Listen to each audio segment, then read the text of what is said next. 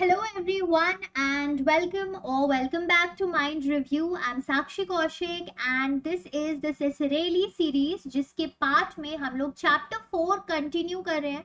So this video is part 4 of chapter 4. If you have missed out any video of chapter 4 of or the Cicirelli series in general, then आप लोग simply जो सिसरेली series की एक playlist मैंने create की है उस playlist पे जाके इस सीरीज के सारे वीडियोस का एक्सेस ले सकते हैं free of cost and all of them have been arranged in the correct sequence order also. So कोई कंफ्यूजन नहीं होगा कि कौन सा पार्ट किधर है या लॉस्ट नहीं फील करोगे आप. ठीक है.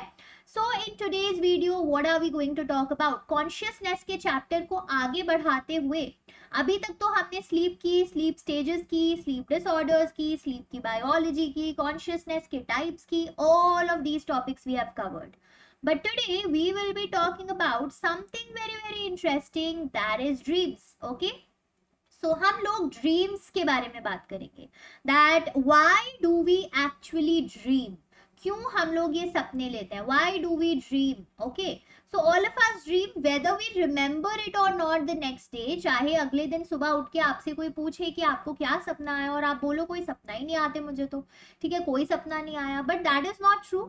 Maybe you don't remember the dream, but all of us do have some kind of dream at night. और ड्रीम्स कौन से स्लीप स्टेज के कैरेक्टरिस्टिक है? The REM stage.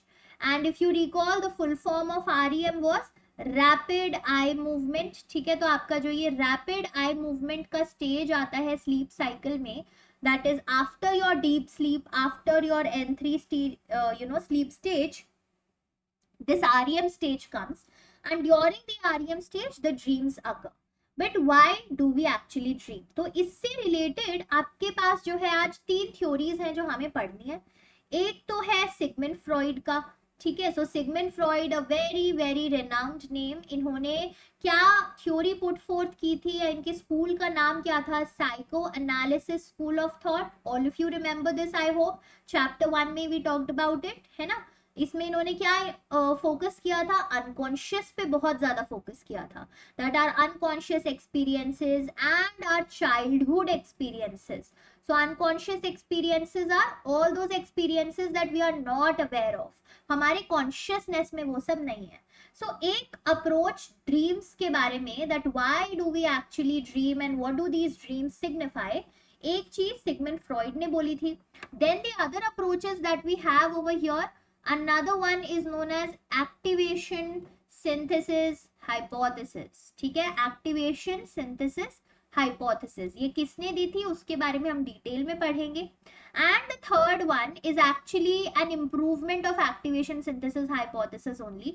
ठीक है, इस hypothesis को जब रिवाइज करा था तो एक और मॉडल आया था जिसको हमने बोल दिया था एक्टिवेशन इंफॉर्मेशन मॉडल. ठीक है, activation information model. So sometimes it is also referred to as AIM.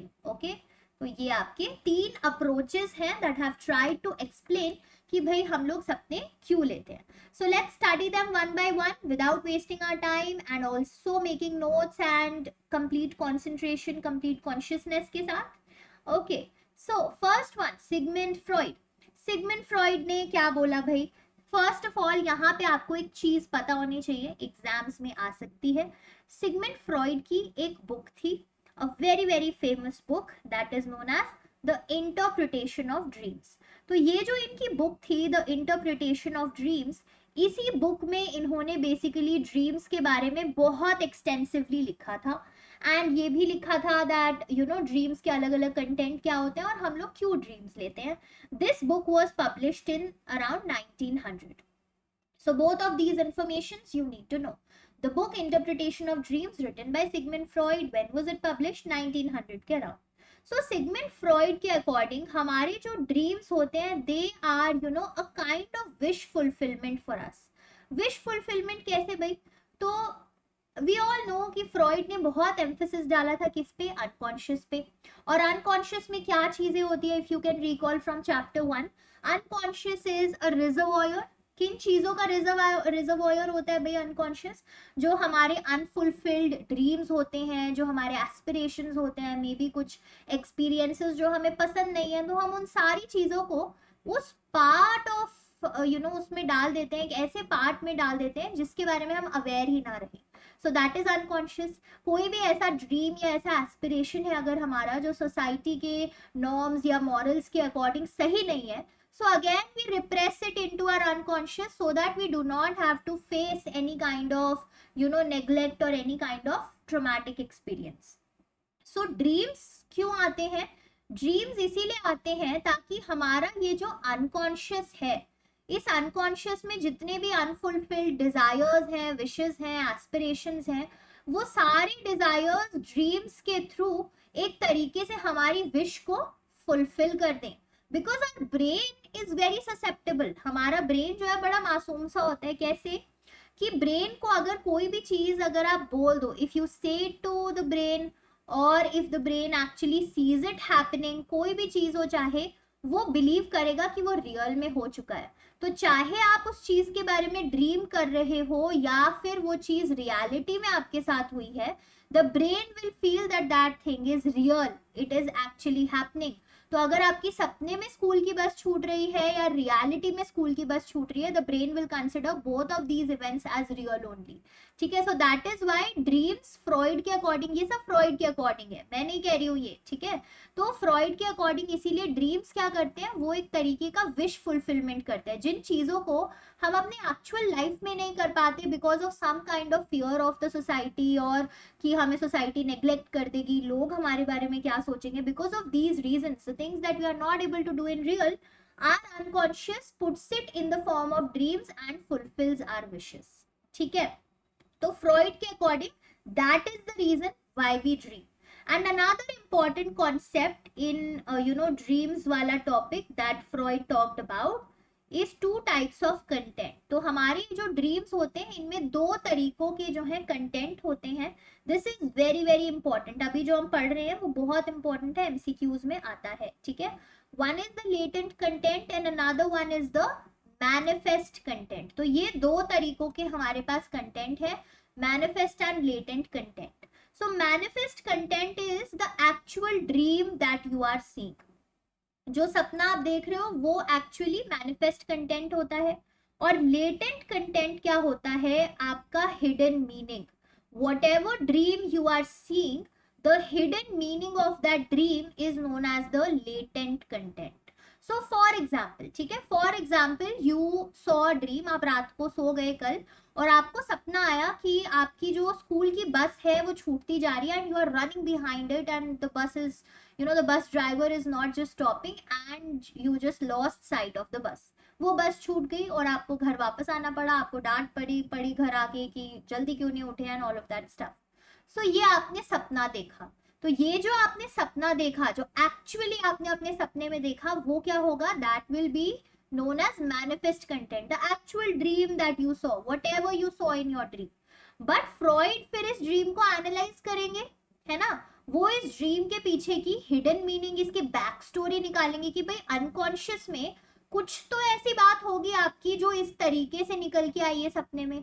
So maybe उसका hidden meaning, okay, maybe I am using the word maybe over here, don't take it for real.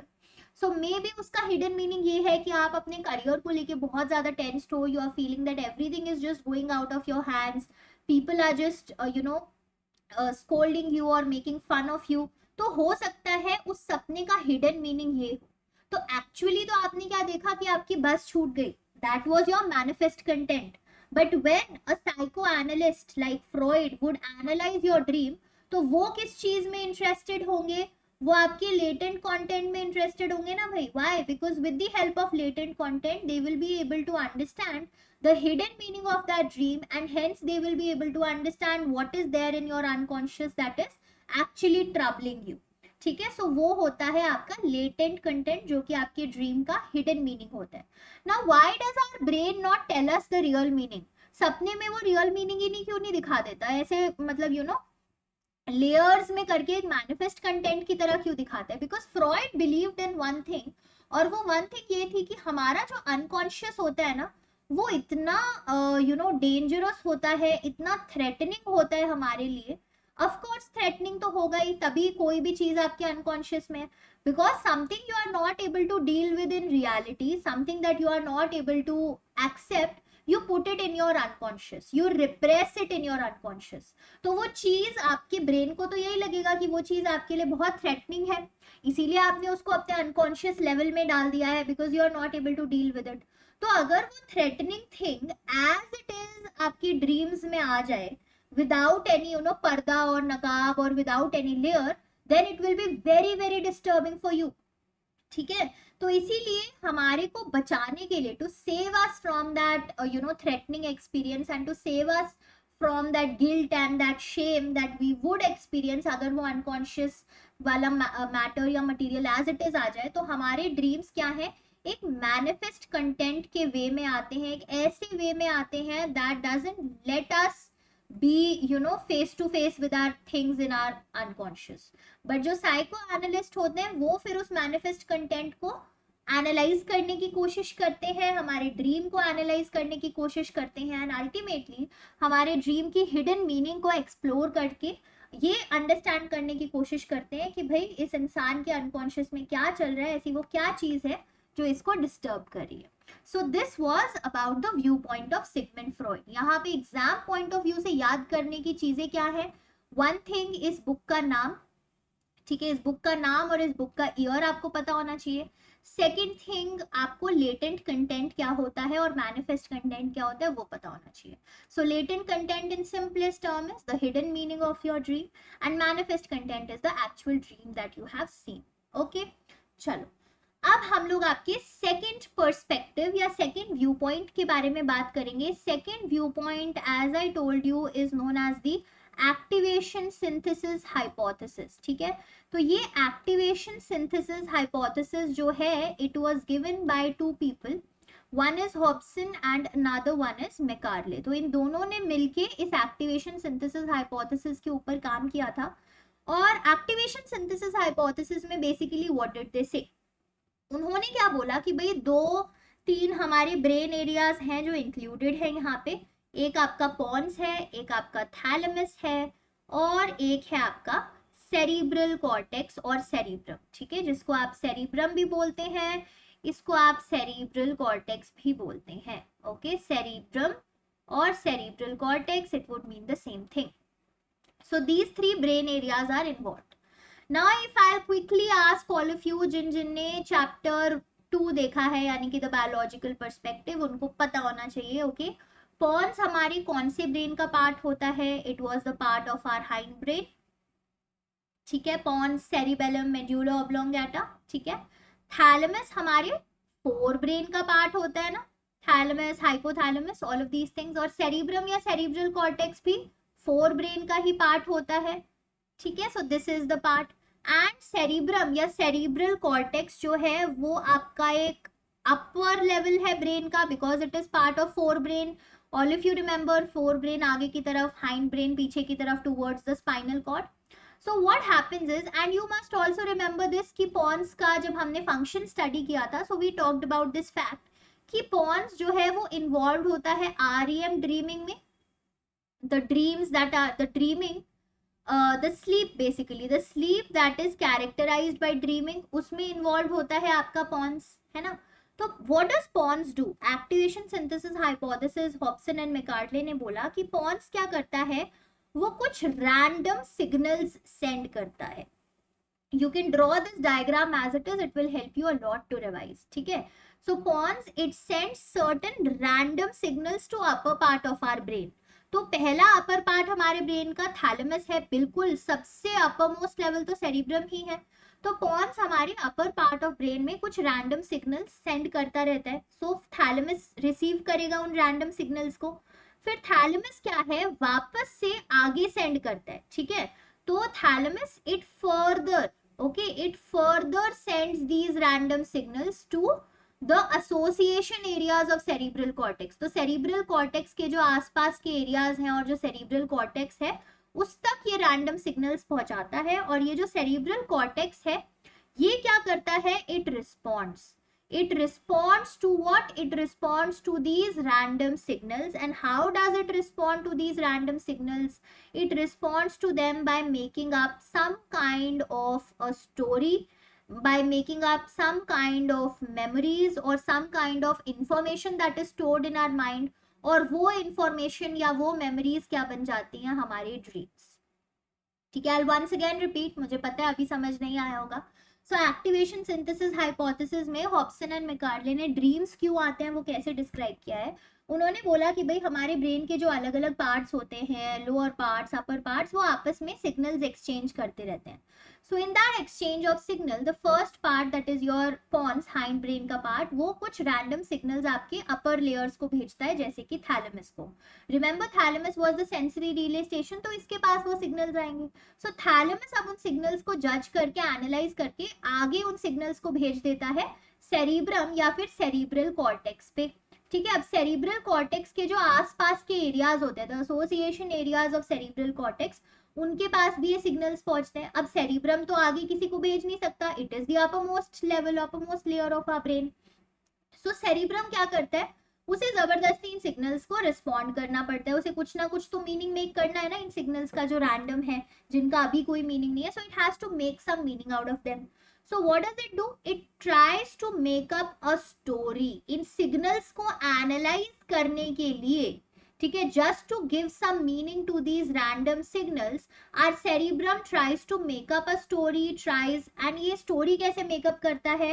By using certain memories that you might have. आपके brain में जो already कुछ memories stored है, उनको probably use करके, कोई और अगर information stored है तो उस इंफॉर्मेशन को यूज करके, इन सारी चीजों को यूज करके हमारा जो सेरिब्रम है वो एक स्टोरी मेकअप करता है out of these random signals. And because of that reason ये स्टोरीज ही एक्चुअली वो ड्रीम्स, वो सपने होते हैं जो हम रात को फिर सोते हुए देखते हैं।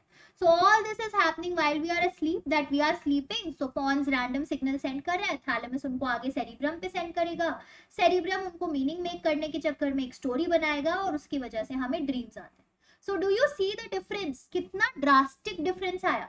सिगमंड फ्रॉइड ने तो बोला कि भाई हमारे अनकॉन्शियस एक्सपीरियंसेस होते हैं, तो वो जो अनकॉन्शियस में चीजें होती है वो फुलफिल तो होना चाहती हैं। So as a result of this wish fulfilment we have dreams. But then हमारी ये जो एक्टिवेशन सिंथेसिस हाइपोथेसिस है, इसमें हॉब्सन और मैकॉर्डले ने बोल दिया कि नहीं भाई, ड्रीम्स तो सिंपली एक स्टोरी फॉर्मेशन होता है, बिकॉज सेरिब्रम को इन रैंडम सिग्नल्स को मीनिंग मेक करना होता है। ठीक है, सो ये हो गई आपकी activation synthesis hypothesis. Now the third approach that I was talking about, जो कि एक रिवीजन ही है, जो हमने अभी एक्टिवेशन सिंथेसिस हाइपोथेसिस पढ़ी है उसकी रिवीजन ही है, ये काफी सिमिलर लगेगा उससे। ठीक है, so this is known as activation information model, activation information model also known as M. ठीक है, so activation information mode model, ये जो आपका एक्टिवेशन इंफॉर्मेशन मोड मॉडल है, okay, this is mode model. ठीक है, activation information mode model, okay, so that is why it is known as M model. Okay, so ये जो activation information mode model है, this is a revision. किसका revision? जो हमने second उस पे पढ़ा है आपका एक्टिवेशन सिंथेसिस हाइपोथेसिस, उसका रिवीजन। सो यहाँ पे क्या होता है कि वो सारा जो हमने अभी स्टोरी पढ़ा, pons, thalamus, cerebrum, that story remains the same. ठीक है, पॉन्स आएगा, जो आपके रैंडम सिग्नल्स है वो रैंडम सिग्नल्स भी रहेंगे, किसके पास जाएंगे? थैलेमस के पास जाएंगे। फिर थैलेमस क्या करेगा? उन रैंडम सिग्नल्स को आगे सेंड करेगा, किसके पास सेंड करेगा? सेरिब्रम या सेरिब्रल कॉर्टेक्स के पास सेंड करेगा। Now this cerebrum or cerebral cortex has to engage in the process of meaning making. ये जो random signals इसके पास जबरदस्ती आ गए, उनका meaning making तो करना पड़ेगा। So when the cerebrum is doing the meaning making, or when the cerebrum is trying to make a story out of the dream, तो होता क्या है कि as individuals हमारे जो experiences होते हैं, experiences of what? Experiences of maybe the previous days, या आपके जो previous week रहे हैं उनके, या आपके जो last few days रहे हैं अभी तक उनके। ठीक है, उन चीजों को यूज करता है, उस इंफॉर्मेशन को यूज करता है to make up what? To make up a story, and that is why we have these dreams. तो कई बारी आपको लगता है ना कि ड्रीम में आपने मे बी 2 दिन पहले किसी के साथ लड़ाई हुई और 2 दिन बाद वही इंसान आपको वापस ड्रीम में दिखाई दिया, ठीक है. So what has happened according to the activation information mode model, what has happened कि पॉन्स ने रैंडम सिग्नल्स दिए थैलेमस को, थैलेमस ने उनको आगे शिफ्ट किया सेरिब्रम में, सेरिब्रम को मीनिंग मेकिंग करना था. तो मीनिंग मेकिंग या फिर ये स्टोरी मेकअप करने के लिए एक्टिवेशन सिंथेसिस हाइपोथेसिस ने तो बोल दिया कि भाई रैंडम इंफॉर्मेशन या जो भी इंफॉर्मेशन प्रेजेंट है हमारे मेमोरी में किसी भी चीज को उठा लेगा हमारा सेरिब्रम और एक स्टोरी मेक कर देगा. बट इस एम मॉडल ने क्या बोला कि वो ऐसे किसी भी रैंडम इंफॉर्मेशन को नहीं उठाता, rather the cerebrum picks up those memories that are related to the experiences of our previous days या weeks या last few days. तो आपके पिछले हफ्ते में कैसे दिन गुजरे हैं, किन किन लोगों से बात हुई है, क्या बात हुई है, या फिर कल किससे बात हुई है, या आज सुबह किससे बात हुई थी, या क्या डिस्कशन हो रहे थे, उन चीजों से रिलेटेड जो आपकी मेमोरी होती है उन मेमोरीज को एक्सेस करता है सेरिब्रम और उन मेमोरीज को कंबाइन करता है to make up a story and that story becomes a dream. Right. So ये हो गया आपका M model, activation information mode model.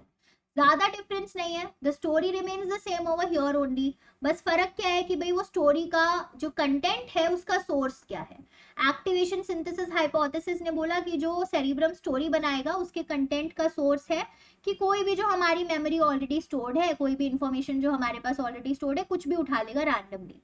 But हमारे एम मॉडल ने क्या बोला कि भाई सेरिब्रम जो स्टोरी बनाएगा हमारे ड्रीम के लिए उसका कंटेंट लेने के लिए उसके पास एक स्पेसिफिक सोर्स है. वो ऐसे रैंडमली नहीं उठाएगा, कोई भी मेमोरी से रैंडम आइटम नहीं उठाएगा, रादर वो स्पेसिफिक चीजों को टारगेट करेगा. और वो स्पेसिफिक चीज क्या है, जो आपके प्रीवियस डेज वीक्स या लास्ट फ्यू डेज के एक्सपीरियंसेस रहे हैं जो आपके मेमोरी में स्टोर्ड है, उनको टारगेट करके, उनको यूज करके वो क्या है आपके ड्रीम्स को बनाएगा, आपके ड्रीम्स की स्टोरी को बनाएगा. ठीक है. So these are your 3 view points about why we dream. एक व्यू पॉइंट आपके फेवरेट सिगमंड फ्रॉइड ने दिया. Okay, forgive me, this person is not your favourite. ठीक है. सो सिगमंड फ्रॉइड ने किस चीज पे फोकस कर दिया भाई, उन्होंने तो अनकॉन्शियस पे सीधा सीधा इशारा डाला कि अनकॉन्शियस है, उसका विश फुलफिलमेंट होता है. तो हमारे ड्रीम्स आते हैं, ड्रीम्स का एक लेटेंट कंटेंट होता है और एक मैनिफेस्ट कंटेंट होता है. लेटेंट क्या है, हिडन. मैनिफेस्ट जो आप एक्चुअल ड्रीम देख रहे हो. एक फिर उसके बाद आपका एक्टिवेशन सिंथेसिस हाइपोथेसिस आया. उन्होंने किस पे ब्लेम डाला ड्रीम्स का, उन्होंने बोला कि जो हमारे रैंडम सिग्नल्स का ट्रांसमिशन होता रहता है. कैसे ट्रांसमिशन होता है, पॉन्स से वो थैलेमस पे जाएगा, थैलेमस पे फिर सेरिब्रम में जाएगा, और सेरिब्रम को मीनिंग मेकिंग करनी है तो हमारे मेमोरी से कोई भी रैंडमली इंफॉर्मेशन उठा के वो मीनिंग मेक करके ड्रीम्स दे देता है. सो यहाँ पे क्या है, कोई भी रैंडम इंफॉर्मेशन है from memory. But then a revision of this activation synthesis hypothesis came, जो कि था आपका एम मॉडल. ठीक है. Activation information mode model.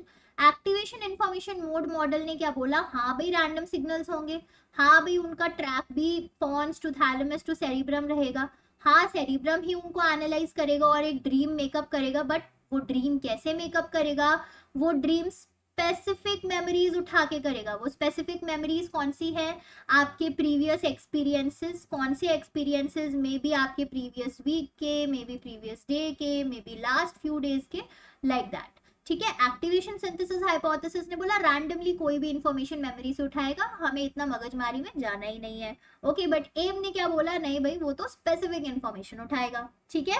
So this was a quick summary of the entire video of today, and with that we'll close our today's video.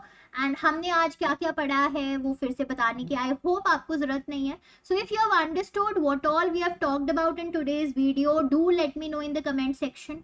अगर कोई doubt है तो वो भी पूछ लो. I try my best to make you understand और you know to help you with that doubt.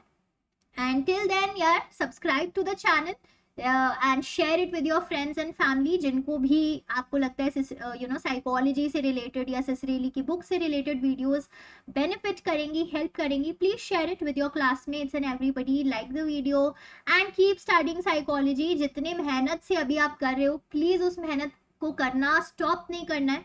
I know to initiate something it is very easy. एकदम से जोश में आना और यू नो एकदम मोटिवेशनल सॉन्ग सुन के पढ़ाई करना is very easy, but to sustain that पढ़ाई is difficult. So here I'm trying to encourage all of you from every Monday to Friday, every day at 7 p.m. without fail, I'm uploading these videos for you. और मैं ये सिर्फ आप लोगों के लिए कर रही हूँ ताकि अब आपके पास कोई एक्सक्यूज ना रहे कि मैम हमारे पास we don't have any tutor, or we don't have the interest to read the books, or we don't have any kind of classes like that, या कोई स्ट्रक्चर नहीं है. अब आपके पास स्ट्रक्चर भी है, प्लेलिस्ट में सारी वीडियोस अरेंज्ड है प्रॉपर मैनर में. आपके पास ट्यूटर भी है, I am the one with you. आपके पास सारा कंटेंट भी है. सिसरेली की बुक आपके पास एक ऑडियो वीडियो फॉर्मेट में कवर्ड है. So now I don't think something should be stopping you to reach your goal and to achieve your exams and to get good scores. So guys, please study, do this mehnat for yourself and for the field of psychology, and let's all try to achieve our goals. Till then, have a very good day and bye bye, and thank you for listening to the little pep talk. Chalo, bye bye.